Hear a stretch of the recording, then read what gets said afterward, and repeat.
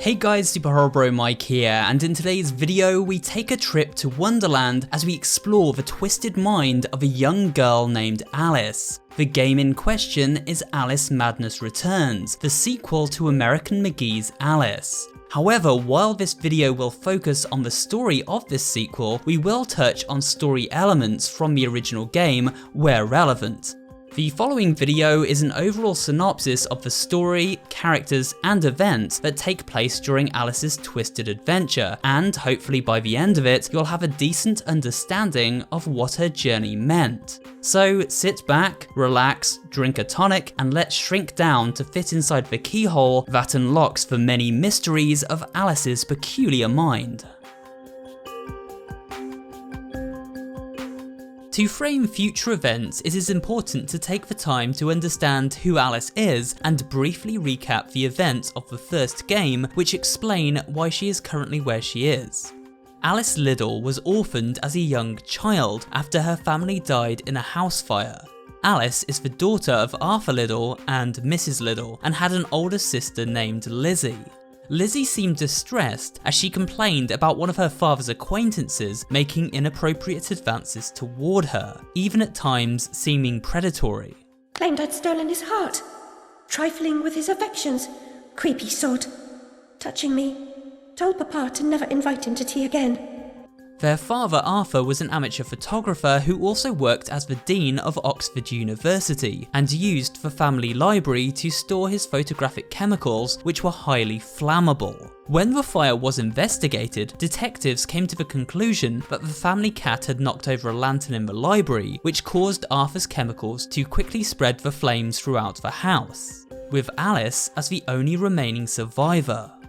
After this tragic event, Alice felt she was to blame for the fire, although couldn't remember why. The shocking tragedy sent the poor girl into a spiral of madness as she developed survivor's guilt and post-traumatic stress disorder. Due to her rapidly declining mental state, Alice was committed to a loathsome establishment, the Rutledge Insane Asylum, where she was confined until her mind could heal. 10 years went by and Alice, now a young adult, showed some signs of recovery. It was at this time, the year 1874, that Alice retreated inside a familiar and magical world from her childhood, Wonderland. Although this time things weren't so magical as a dark force had taken hold. Before moving forward, it is important to understand what exactly Wonderland is and how it functions. To simplify things, Wonderland is basically a world within Alice's mind, a place she hallucinates and escapes into when she is overwhelmed by psychological stress in the real world. Because of this, Wonderland and its inhabitants often mirror events, characters, and locations Alice is experiencing at that same point in reality. For example, an ocean-themed bar would become an underwater kingdom, as we shall see later in this video. So bear this in mind when comparing Alice's place in reality versus Wonderland as we make our way through this video. In the first game, the Cheshire Cat acted as Alice's guide, informing her the twisted version of Wonderland had been born from under the rule of the Queen of Hearts. In fact, Alice's own insanity played a role in its grim fate too. So the events of the first game saw Alice setting out to defeat the Queen of Hearts and restore Wonderland to its former glory. Along the way, Alice discovered she was deeply connected to the Queen of Hearts, with the two being one and the same. She defeated her dark alter ego, and this remedied not only the Wonderland world, but also restored her mental state in reality. So now, back in the real world, Alice was deemed sane and discharged from the asylum. Fast forward 1 year later, and we find Alice has been taken into the care of psychiatrist Dr. Angus Bumby. Alice works for the doctor, caring for the children and running basic errands at Orphanage, the Houndsditch home for wayward youth. While Alice has been deemed legally sane, she is still haunted by memories of both her family house fire and hallucinations of Wonderland in disarray. Dr. Bumby tries his best to make her forget the ghosts of her family and get lost in the rapture of Wonderland. I'll set you free, Alice. Memory is a curse more often than a blessing. So you've said many times. One day, Alice is running an errand for the Doctor on the smoky streets of London when a stray cat begins leading her off the beaten path. In a back alley, Alice is jumped by a group of phantom-like hallucinations resembling Jabberwocks. Luckily, Alice's former carer from the asylum, Nurse Pris Witless, draws her back into reality where she takes her to a nearby rooftop. Unfortunately, Nurse Witless is not looking out for Alice's best intentions and attempts to blackmail her using the false confession she gave about being responsible for the fire at the family home. This sudden confrontation and reliving of a painful memory sends Alice spiralling back into madness once again, and she falls down the proverbial rabbit hole, soon to find herself back in Wonderland. The Vale of Tears where Alice first finds herself seems strangely beautiful. Weird for sure, but then again, when is Wonderland not? But aside from the usual oddities, the lush green forests and blue skies are a welcome sight indeed. However, things are not quite as they seem. The Cheshire Cat appears before Alice and informs her a new darkness has infected Wonderland. A new law reigns in this Wonderland, Alice. It's very rough justice all round. We're at risk here. You be on your guard. While journeying through the Vale of Tears, Alice encounters the skeletal remains of the Jabberwocky, a fearsome beast she slayed during her last visit. From its corpse, she obtains a method of defense, the Vorpal Blade. This is the first in several weapons we secure during Alice's adventure, with the others including a pepper grinder gun, hobby horse mallet, and teapot grenade launcher. This weaponry is used to dispatch the insidious goop infecting Wonderland, a black tar-like substance which takes on many forms. Eventually, Alice reaches a great valley covered in teapot shantytowns inhabited by the troll-like henchmen of the Mad Hatter, an enemy known as Madcap. After battling armies of these Madcap abominations, she reaches a giant floating castle in the sky, the Mad Hatter's factory itself. Alice takes a cable pot across to the factory, as the Cheshire Cat tells her the Hatter will be able to provide answers in regard to Wonderland's current state. Find the Hatter, Alice. He knows more about different than you. The factory walls are home to all manner of deadly defences, including the spider-like eye pot. It is also within this factory that we view the first of several flashbacks to the Liddell family fire. Our lovely library was a fire trap. A conflagration waiting to happen. Upon discovering the whereabouts of the Hatter, things seem peculiar, even for Wonderland. You see, Alice had previously defeated the Mad Hatter in battle, but had left him in one piece. Now he has been taken apart, and only his head remains, tossed into the waste disposal at the bottom of a facility. The Hatter explains to Alice that a locomotive known as the Infernal Train is the reason behind the corruption taking hold of Wonderland. Everywhere the train goes, darkness and despair follow. The Infernal Train is a monolithic fortress, owned by a sinister puppet master known as the Dollmaker. Inside, it burns and roars like a furnace, and each carriage resembles parts of a giant cathedral-like structure. This train must be stopped at all costs. Alice agrees to help reassemble the Hatter in return for his help reaching the train. He agrees, and so Alice sets off into the factory to retrieve his arms and legs from the Dormouse and March Hare, who have taken over the factory and attacked the Hatter in revenge. He had previously tortured them and performed cruel experiments on their bodies. I guess that's karma for you. Once the Hatter has been reassembled, he sweeps up Alice and takes her to the heart of the factory where the Infernal Train has just finished construction. Unfortunately, they are too late, and it pulls out of the station and blazes a trail of destruction ahead. The Dormouse and March Hare prevent Alice from pursuing the train, attempting to crush her in a giant mech. This plan is quickly thwarted by the Hatter, who mourns over the impending destruction of his domain and the loss of any future tea parties. However, this isn't much help to Alice, who needs information about the train, and fast. My memories are shattered. I'm trying to collect the pieces, and I now believe the train impedes me. You must help me. You promised.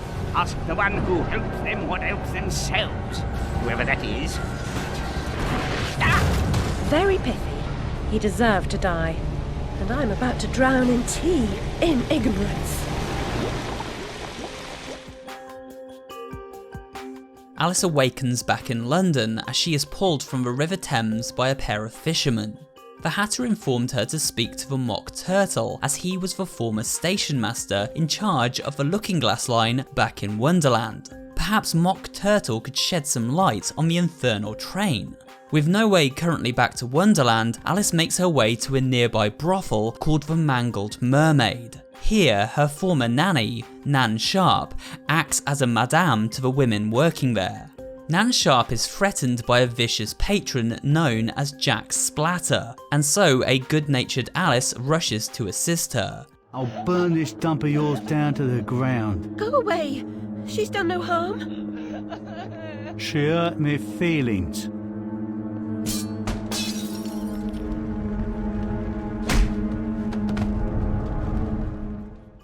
Awakening once again in Wonderland, this time in the icy plains of Tundrafall, Alice spots a ship in a bottle on the horizon. Within this ship, known as the HMS Griffin, resides the Mock Turtle, who has exchanged his train driver cap for a ship captain one. Once Alice reaches the ship, the two quickly dive into the deluded depths in order to escape a killer shark. The ship crashes to the bottom of the ocean, and in a state of shock, Mock Turtle is too rattled to give Alice any useful information about the Infernal Train. Instead, he sends her off to meet the Carpenter, who is putting on a grand show in town. Before too long, Alice discovers another familiar doorway, leading to her second flashback of the house fire. I was the last one in the library the night of the fire. The log I added to the grate was dead when I went upstairs to bed with Dinah. If it wasn't, I may be responsible for my family's deaths.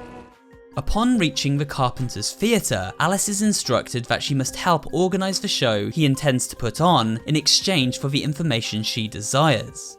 So Alice sets off to find a script, a singer, and a selection of performers for the event, all the while encountering a host of underwater nasties, including the troubled ghosts of pirates who died at sea. Eventually Alice returns to the theatre with all her errands completed, but along the way has discovered the terrible truth about the Carpenter and his walrus companion. Gosh, you're not an impresario, you're a killer! The mastermind of a criminal enterprise! This world is not so either or, Alice. The two are savage killers, butchering the inhabitants of the deluded depths and tricking everyone involved in the show into appearing on the dinner menu. As chaos unfolds, the Infernal Train shows up and bursts into the theatre itself. The Carpenter claims he was only trying to protect Wonderland from this train and that Alice has brought it upon them. He implores Alice to seek out the Catterpillar for answers. Back in the real world, Alice wakes to find Jack Splatter has been apprehended by the police and the Mangled Mermaid engulfed by flames. Nan Sharp has rescued her from the Inferno, and the two now set off to meet Alice's solicitor, Mr. Wilton J. Radcliffe. Perhaps Radcliffe can shed some light on the situation, especially as he was involved in legal matters regarding the Liddell family estate after the fire. Alice also suspected Radcliffe may have taken her childhood toy, a white rabbit, a suspicion immediately confirmed when confronting him in his study. As the agitated solicitor recounts his version of events in relation to the fire, Alice finds herself having a breakdown and once again slipping away into Wonderland. The streets of London have begun to merge with Wonderland itself and have transformed into a location called the Vale of Doom. Knowing she must locate the wisdom of a caterpillar, Alice sets off to find him at its centre. She soon discovers a small mountain melded with one of the caterpillar's smoking pipes.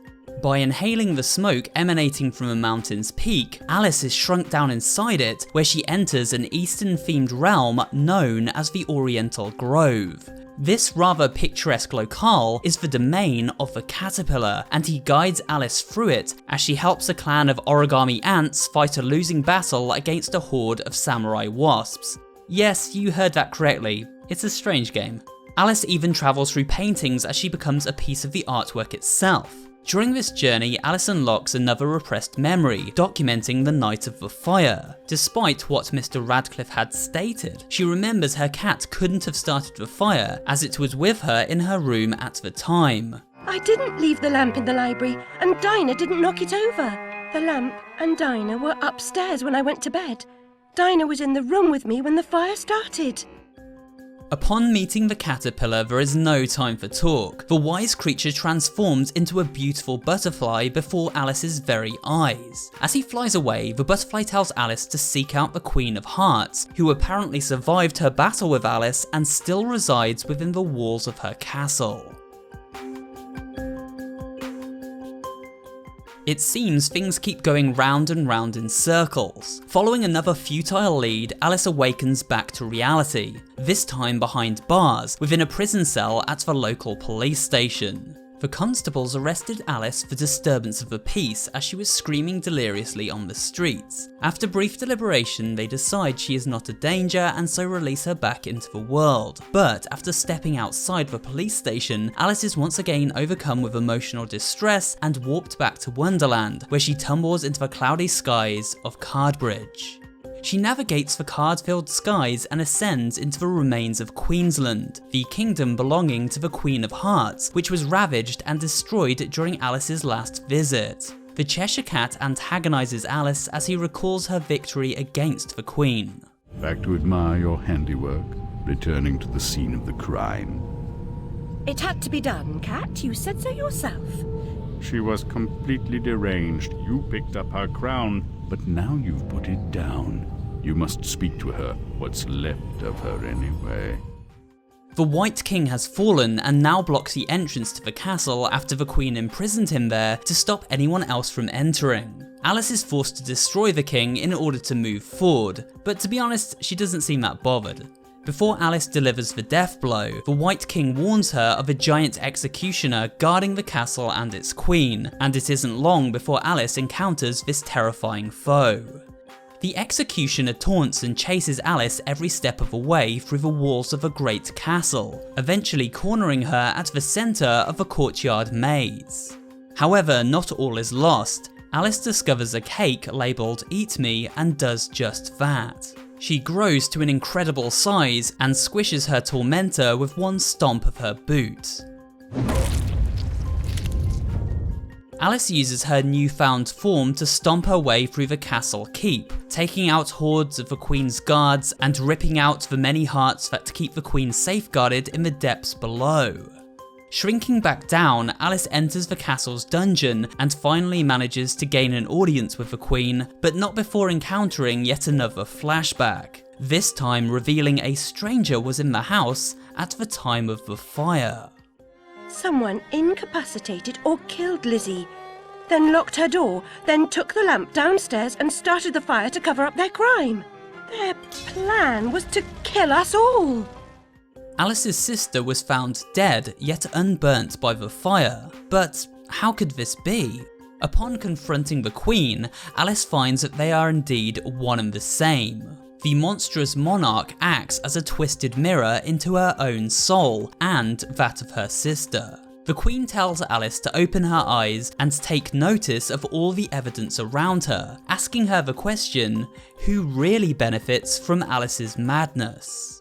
The train is trying to destroy all evidence of your past, and especially the fire. Now, who would want that? Who benefits from your madness? The destruction of Wonderland is the destruction of me. Indeed, and vice versa. She then mutates into a hideous monster, consuming Alice and sending her tumbling back to reality. Upon waking this time, things have taken a turn for the worse. Alice has been recommitted to the asylum and once again taken under the care of Dr. Wilson and his nurses. Her head is shaven and she is bound within the confines of a straitjacket. Stumbling through the filthy hallways of this hospital, Alice bears witness to all manner of vile treatments the doctor and his staff deem necessary. However, not all is as it seems here.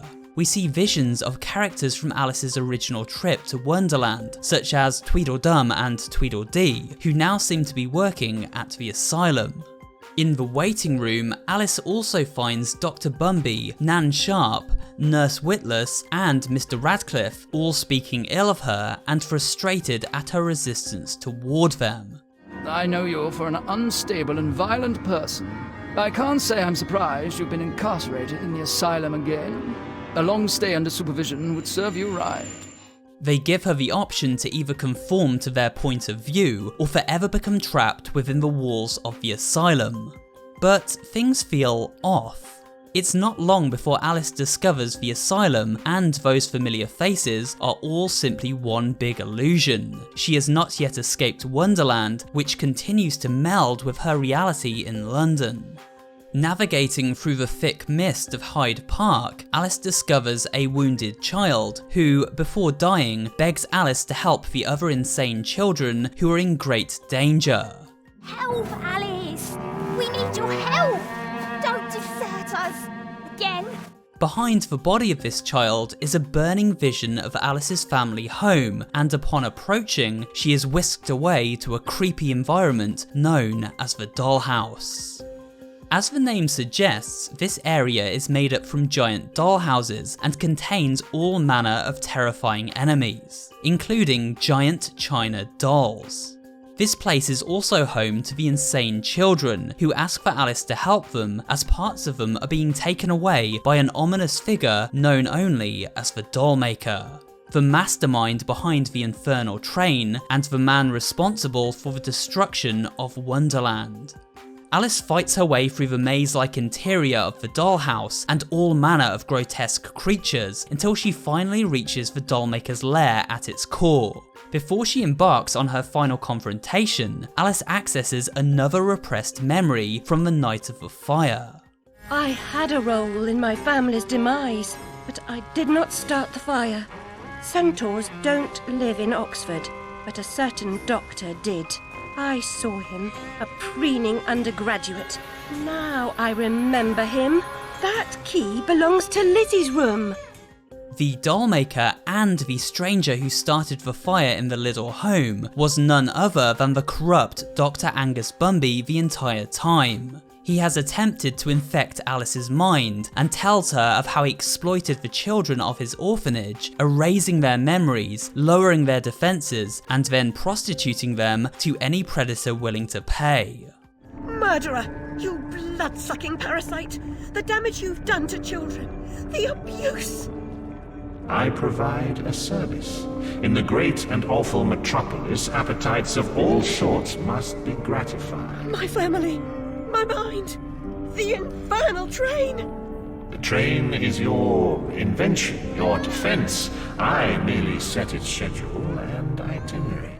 Dr. Bumby was using his skills as a psychiatrist to warp young impressionable minds and exploit them for his monetary gain. This makes sense when we look at a few key details within the dollhouse. The first being the mangled state of the insane children who enlist Alice for her help.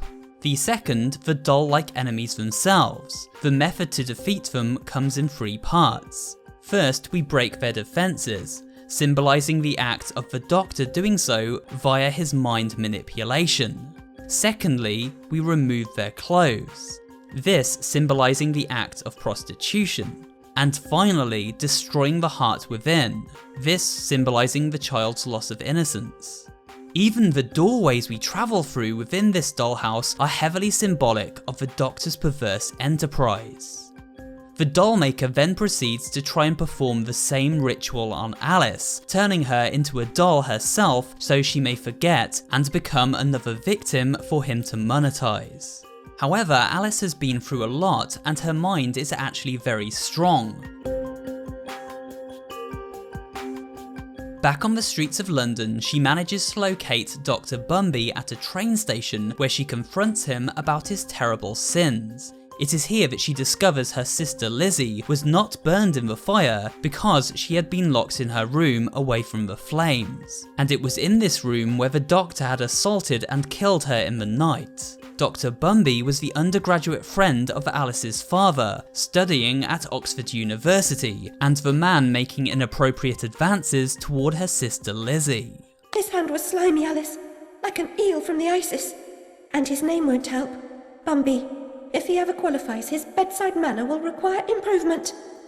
The fire was simply a cover-up after he accidentally killed Lizzie during his attack. No wonder he was so desperate for Alice to forget the truth.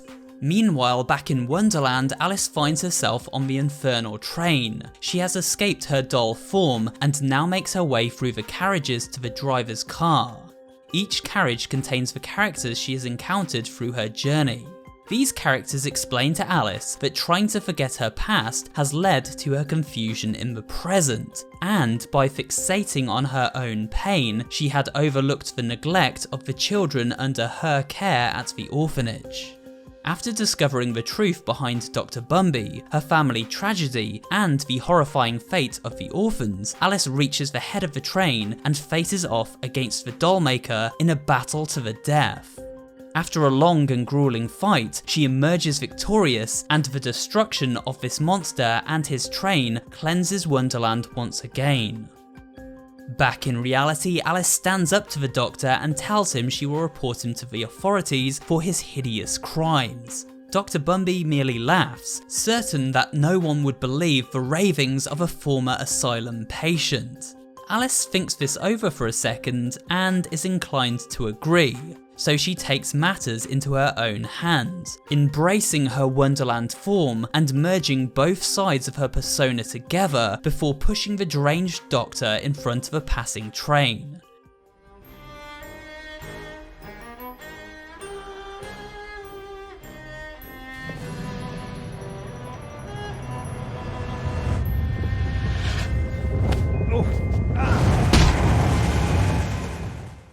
As Alice steps back out onto the London streets, things have changed drastically. London and Wonderland, much like Alice, now appear to her as one and the same, a new location dubbed Wonderland. The Cheshire Cat explains the situation.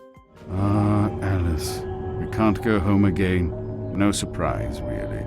Only a very few find the way, and most of them don't recognize it when they do. Delusions, too, die hard. Only the savage regard the endurance of pain as the measure of worth. Forgetting pain is convenient, remembering it agonizing. But recovering the truth is worth the suffering, and our Wonderland, though damaged, is safe in memory for now. So, while Alice can never return to normality and must forever be interwoven with both of her realities, she has at least taken ownership of her past, present, and future. Now no longer a frightened and confused child, she has become a strong and powerful woman. Alice must forever walk the Wonderland path, but she has protected the children of the orphanage, discovered the truth behind her family's cruel fate and avenged them, and is ready for the next chapter in her story, whatever that may hold. And with that, we come to the end of this video looking at the story of Alice Madness Returns. I hope this video has been interesting and informative, and if you enjoyed it, remember to leave a like, comment down below, and subscribe for more horror related content. Thanks for watching, and I will see you on the next video.